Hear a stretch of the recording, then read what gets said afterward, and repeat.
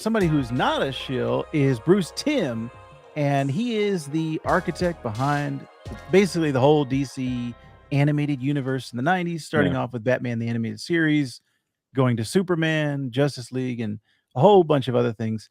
So he was asked initially, hey, why don't you come back and do the same thing you already did, but for 2024 for a modern audience? And his answer like, nah, I'm not interested in that. That's not something that would kind of make I'm not me. interested. And this was like 4 or 5 years ago. Warner Brothers was like, Rachel. hey, could you just pump out some more of that animated series? Just give us some more of that stuff. And he was kind of like, I've already been there, I've already done that. But the thing that got him interested and what actually ended up being Cape Crusader, the new series that just came out, was him saying, okay, there were some stories that they wouldn't let us tell in the 90s. They wouldn't let us, because of Fox, because of censors, all this stuff. And I'm more interested in a darker take and those stories that I had that I wasn't able to tell. Let's get those things out. And then that kind of piqued his interest and he started talking more and more and he was like, oh, okay, interesting, interesting.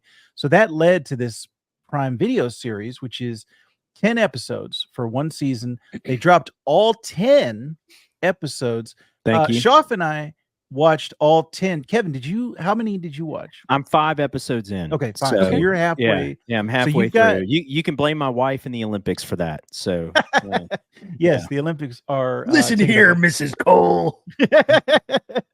taking up a ton of time right now. But I think 5 is good to give us a good give us the Kevin Call thoughts so far. So we won't spoil it, but I'm interested. You can. It's fine. I don't mind if you do. I'm not a spoiler. Well, the spoilers don't bother me. So actually, the only thing really that I want to say, spoiler wise, Shoff, is the last episode teases something for another season. And I am Batman. As I was watching it, I was thinking, man, this is that we've had this talk before, the Ahsoka phenomenon, the acolyte thing that we had. If we only got one series of this, one season, I would be disappointed. If I know I'm getting more, if I know there's a season 2, I don't have as much anxiety. I'm not like trying to put all of my thoughts into this one compressed take, right? So I saw some reports that they are working on season 2, but I saw some things that are like they haven't even started yet, like they're not through the process. So I don't know when season 2 is going to come, but knowing in the back of my mind that there is a season 2, the way that this season ends with kind of a tease, I'm happier now than I was when I was watching it. I was thinking, oh, this is it. There is no more. So as I was watching it, that was in the back of my mind. But Shoff, you were texting me as each episode was coming across your screen. And I'm curious, did it stick the landing? Did it go all the way for you from start to finish on this? Could go all the way. Yes, it definitely did. It definitely did. I loved this show. I really, really enjoyed it. It feels so much like a spiritual successor to Batman the Animated Series. Similar noir vibes present. I would say maybe even more so in this show. Sometimes when you see him like moving, like lots of silhouettes, there's great use of shadow, great use of lighting, interesting character takes on some of the Batman's rogues that we're used to. Probably the most interesting, and this won't spoil things for Kevin because he's already seen this episode, but the Penguin, I think, is probably one of the most interesting and unique takes, and I'm not even against it. I thought it was pretty cool. No, I thought it was great.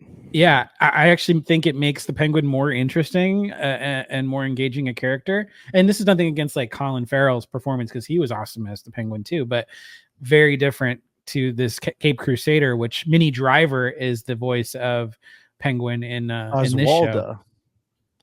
Yes, Oswaldo. That's right. Yeah, and she's like kind of like vaudeville-esque, kind of like lounge lizard person. So can we just comment real quick? Sorry to interrupt, Shaw. Hamish Linklater's voice acting of Bruce Wayne Yes. Batman was absolutely fantastic. Yes. I mean, if ever there was a and there's been people that have voiced Batman and like my kids love Batwheels on HBO Max, and it's what's his name? Oh, good lord. Yeah, who is it on there? Now I'm gonna have to look it up real quick. But anyway, Hamish Linklater, he is I thought Kevin Conroy-esque. Yeah. Really? And I'm not saying he's on that level. Let's be clear. I don't want to get dirty fan mail or like death threats or anything. But because to me, outside of Michael Keaton, like Batman to me is Kevin Conroy. So we'll talk more. I want Schaff to finish his thoughts, but I wanted to call that out. Hamish, great. It is Ethan Hawke. Ethan Hawke, that's right. Yeah, that's where I was at. I can't remember his name. Wow. Yeah, and he's Interesting. good. He's really good. But and there's been other people that have lent their voice throughout the animated years in a lot of DC animated.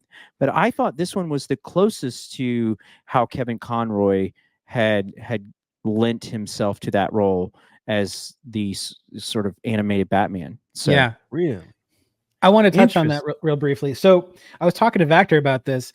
I found it fascinating because I felt like this show really did a maybe even a better job than Batman the Animated Series. This is my personal opinion. It's my opinion. It's my opinion.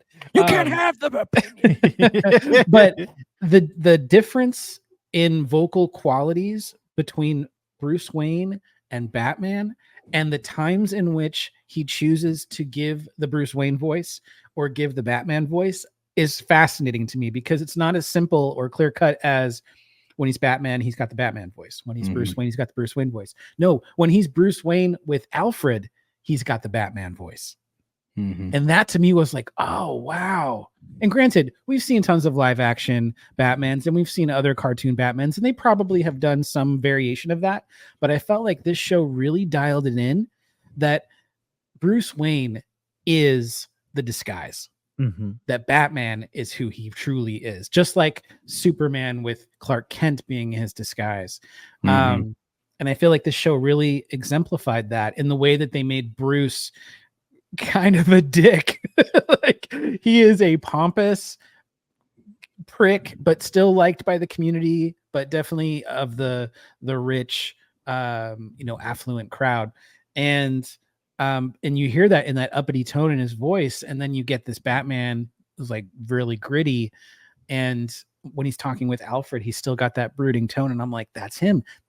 We've really nailed down.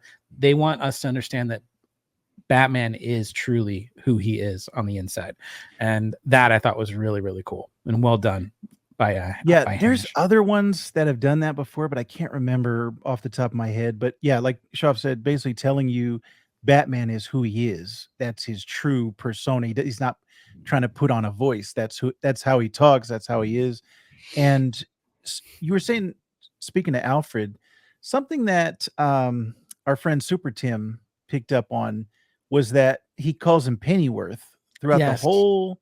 Well, here's a spoiler, Kevin. The whole series, he calls him Pennyworth. The very last episode, he calls him Alfred. That's true. So there's kind of like an evolution of the way that he's looking at Alfred as the help and not even like a father figure. Like, we're used to him having this reverence for Alfred, being, like treating him like his dad. In this first couple episodes, it's kind of like everything is about the war. He's pushing everyone away, and Pennyworth included. The only other people I've seen call him Pennyworth was Damian in the comics, and that's just because Damian's Damian. Like, he's just a brat and he doesn't respect anybody. But I think that's an interesting choice, and I like that, showing the evolution, showing the kind of arc of this first season, because this is kind of like Batman Year One, and he doesn't have everything figured out already. He doesn't have everything the way he will later worked out. And there's even that point where he loses his cool as Bruce Wayne and punches a guy because he's talking about his mom, talking about his mom's pearls. And I was like, oh, that's also kind of like not a way that we see Bruce Wayne a lot, losing control. And I like that version of it. And it's not the same thing that we see over and over again. I did want to point out to everyone who's watching, everyone who is listening to this, I think the archetype of this show, Capes Crusader, is very similar to one of my favorite comic books of all time, Gotham Central, which makes sense because Ed Brubaker is the writer of Gotham Central. He's one of the producers, and he writes 3 episodes of Cape Crusader. Greg Rucka is the other writer of Gotham Central. They teamed up and did the whole book, and it's fantastic. Like, you have to read this. I've never even heard of it. I got to look it up tonight. Yeah, definitely. This is one of my favorite comic books of all time. Like, not Marvel, not DC. Well, thanks for not telling my favorites me of all time. It's crime noir. It's all from the point of the Gotham Police Department, and you see Batman and the Joker, and you see a bunch of these people in the background, but the whole perspective is the police. That comic is what the Gotham live action TV show should have been. The one with what's his name? The one that was on the CW, was it? It was called Gotham. Yeah, yeah. It was Fox, I think. It was Fox. Okay. And had the OC guy in it. And that to me, they wasted so much potential because I thought it was gonna be the Gotham Central comic book. But anyways, this show is much closer to that, much darker, grittier. It's noir tales, and it just reminded me of that. And especially, Kevin, you've seen the Clayface episode 2. Mm-hmm. That is my favorite episode of this entire thing. And that one was written by Greg Rucka. And I was like, yeah, this is great. Cause he's a great, not only novelist, but comic book writer as well. And I just had to put that out there. Anyone if you liked Cape Crusader, you will love Gotham Central, not only the writing, but the art as well. So 100% recommend Gotham Central. I will be looking for it falling off of a truck later this evening. So Kevin, real quick, go ahead. Well, I was gonna say, your first 5 episodes, what are your thoughts on this show? I love it. I mean, so taking a step back when you sort of introed this topic, I've always been a fan of DC animation way more than I ever have been a fan of Marvel animation. And Marvel stepped it up. There was some good stuff I liked, like Avengers Assemble and some of those other things. But DC animation, whether it's been the movies they've released or the series, I've always just felt like they understood how to adapt these comic book characters in an animated format. And that's a testament to Bruce Timm. I mean, you just laid out a lot of the shows he had his hand in. 1989 Batman and Batman the Animated Series, that dominated my childhood for a long time. It was like I'd come home from school and I would put on Batman the Animated Series. I gave it to my son like a few months ago, like a Batman the Animated Series action figure. I do too. That I have. And so like when I found out that this show was coming out and that J.J. Abrams of all people and Matt Reeves were having a hand in it, I was like, oh no. Probably the oh no was for JJ more than it was for Matt Reeves, I would imagine. I like both of those guys. But I like them not when they're messing stuff up that I like. Anyway, that said, I was a little nervous, and then like I think we didn't talk about this in the sort of early story notes, but like it was supposed to be an HBO Max series, right? And it was pulled off of that streamer, which made me even more worried that it's not any good. The studio doesn't believe in it. They're going to start shopping it around, and then Amazon picked it up, and I was like, well, that's not horrible. I actually am kind of excited it's on Amazon. It may actually get some more legs, get a lot more exposure to new audiences that maybe aren't as familiar with Batman the Animated Series. So, and then the trailer came out, and I was like, wow, this is like we've just talked about, very noiristic, very much an echo and a almost honoring animated series. And but it piqued my interest because I felt like the tone seemed a little bit more serious and a little bit darker.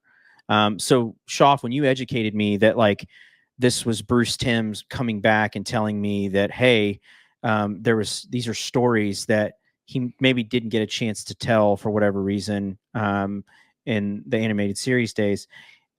That makes so much sense to me, having 5 episodes in. So um I'm not going to pick on anything that you guys haven't already talked about. I do want to talk about the Penguin for a minute, because I'm guessing this is going to be it's already a controversial thing online. But like, I love what they did with that character, and I love that she kind of felt like the Goonies mom, or the Goonies. Right, Like right. who was the bad Goonies? You had Joe Paliano or whatever his name is, and like the other guy, and then they had Yeah. Mama, and stuff like that. Like, she kind of almost felt like that The kind of mama. Fratellis. Yeah, the Fratellis, like the Mama Fratelli, Yeah. that sort of, and I kind of like that. Like, and I love that there has been attempts to make the Penguin different in different properties. We had Danny DeVito's like literally mutated penguin hand kind of goofy thing from the Batman Returns. We had a more traditional Penguin in the animated series. We've had most recently Colin Farrell, who I thought was great. And I can't wait to see his show on HBO Yeah. Max. But like, to change it up a little bit and make it a woman who has all these kids and stuff. Like, I liked it. I like what they did with it. I thought it was intriguing. She held her own against Batman, fighting him and stuff. But to me, and then I'll shut up, Batman is James Bond meets Sherlock Holmes. And like, but with all of the inner stuff that like is very unique to him. And what I loved about the animated series holds true with this one, in that they have created a really good detective story. And I feel Yes. like that's when Batman's at his best, is when he's solving a mystery. He is the smartest guy in the room, Sherlock Holmes. His skills of deduction are awesome. But then he's got, these wonderful toys, So I think the only thing I know that he's not going to be a character is the Joker.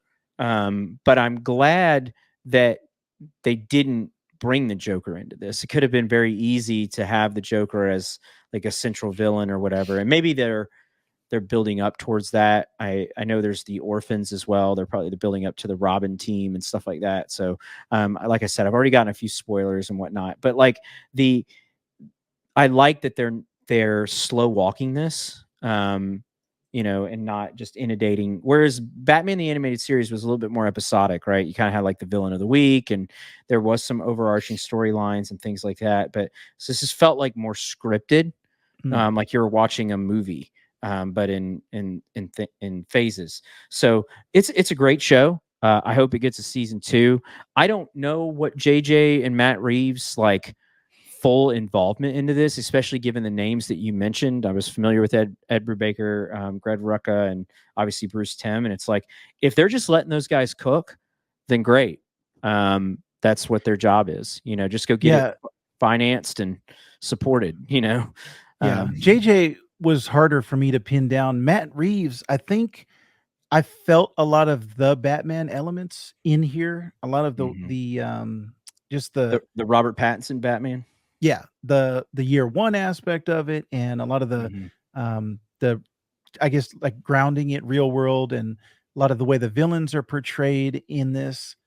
And I think it's interesting, a lot of the different takes that we get. Kevin, did you get to the Harley Quinn episode? I think I've seen that one. Is he seeing her as a psychologist or whatever? Oh, no. Okay. So Okay. yeah, she has her own episode. Like there's another one after that. So got it. I like a lot of the like standalone episodes that they're doing. And then again, knowing that there's another season, knowing that there's more gives me a lot more like confidence that, oh man, now if they can just continue what they're doing, this is going to be even better, because 8 episodes, we live in this 8 episode world now of seasons. And it's like, man, remember Batman, the animated series, when we were getting 25, 30, 50 episodes? Yeah. Smallville is another one. But I don't know what this streaming thing of we have to have 8 to 10 episodes now. Everything is 8 to 10. They could just keep it going. Just give us I more also episodes. don't like that they put out every episode at the same time. Okay. Yeah, there's pros and cons to that. I prefer a weekly drop because Yeah. as a content creator, as somebody who likes to have like the water cooler conversation, Kevin and I, that goes back to our Fuse Film days and when we talked about comics, movies, TV shows, everything just weekly. I like getting that talk of, hey, what are people thinking and what's the discussion? That's why we go to the comic book store, right? We Yes. like coming at week after week to get the latest issue. And if they just gave us the 25 issues, it'd be like I would just get them all and never go back to the comic book store. So, and as somebody who has kids and a wife and other things going on, it's hard to binge, Yes. 8 to 10 episodes all at once. Thank you. So that and again, that's why I'm behind, right? So it's like I Yeah. can't sit here and talk about the entire season with you guys. Whereas like if we were just talking about the first few episodes, Right. it'd be great. And I didn't necessarily want to watch the entire. I watched 10 episodes in a day, and I was like, I didn't have want to. I was don't forced want to. to be spoiled. I don't want people telling me what's happening. So there's that fear in the back of my mind. I'm going to get spoiled. So yeah, the binge model for me is not my favorite, but it's interesting. Some people they like having the whole story all at once and then moving on to the next thing. That's the Stranger Things model of like people will watch the entire season at midnight or whenever it drops and they'll be happy about it. And I'm like, man, I don't want to be spoiled on this. And I have that anxiety on Stranger Things every time a new season drops. So Yep. One thing I'll say back to the show real quick is what I love about it is the setting. And where you had Yes. the Matt Reeves Batman with Robert Pattinson, it's very modern. It's modern Gotham. We saw that with obviously Chris Nolan's take on The Dark Knight. Tim Burton's was like, this is what he thought a live action comic book movie should look like, and all of his kind of weird color and palettes and tones and stuff that he likes to inject. But what I like about this one is like you have like this sort of steampunk feel to it in a lot of ways. This 1930s, world with the cars and the Studebakers and the way people dress with the fedoras and the suits and things like that. So it's interesting. People aren't walking around with cell phones and things like that. So it almost kind of feels true to the original essence of Batman in the OG Detective Comics. I haven't shared this with a lot of people, but like one of my favorite comic book movies and comic books growing up is The Phantom. And like Billy Zane is the Phantom. Like I think that's a good movie. And my dad loved the Phantom growing up. The He always, Phantom. And the Shadow. Not Shadow. Now we're my talking. dad loves the Shadow. Yeah, but it's like Who knows what danger lurks in the hearts of men? That's right. The Shadow knows. The Shadow knows. So it's like it feels like that kind of like the Phantom and the Shadow could show up, and so I love that. It's not a Batman Beyond. It's not a modern day take, because it puts Batman in a situation where he can play by different rules, because he's not bound by technology that invokes questions. Well, because like you end up having to write things into something because of the technology, right? And so it just makes the detective story and the character drivenness of it just more fascinating to me. And it's like, why hasn't anybody wanted to adapt this in a live action framework?